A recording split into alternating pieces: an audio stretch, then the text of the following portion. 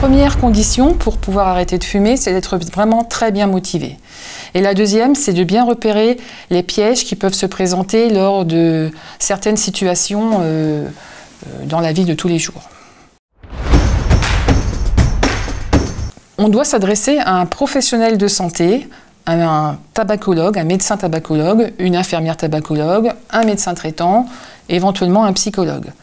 Il est bien en parallèle de pouvoir faire également des séances de sophrologie, d'hypnose, d'acupuncture, de méditation, et il est bien réellement vraiment de faire aussi beaucoup d'activités physiques. Le patient arrive et en fait on va lui proposer des substituts nicotiniques en fonction de sa consommation de cigarettes, de tabac.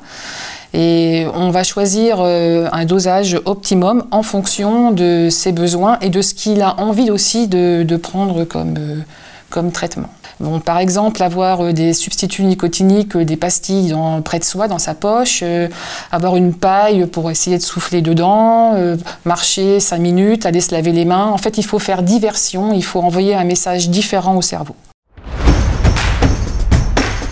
S'il y a reprise, c'est pas dramatique. Il faut pas culpabiliser, surtout pas de culpabilité. En fait, c'est pas grave. On va reprendre la trajectoire que l'on s'était fixée. Ça fait partie du processus de sevrage, qu'il y ait plusieurs arrêts ou qu'il n'y en ait pas. Ça dépend vraiment du patient. Ça se fait au rythme du patient, sans souffrance, en douceur. C'est pour ça qu'il est vraiment, vraiment important qu'il y ait de l'aide. Ça participe vraiment à une grande réussite dans l'arrêt du tabac. Ce n'est pas seulement une question de volonté, on a une meilleure chance de réussite si on est aidé par un professionnel de santé. La personne va retrouver très rapidement le goût, l'odorat, l'appétence, elle va retrouver le goût des aliments, le souffle, ce qui n'est pas négligeable, l'énergie, une confiance en soi et surtout la reconnaissance de ses proches.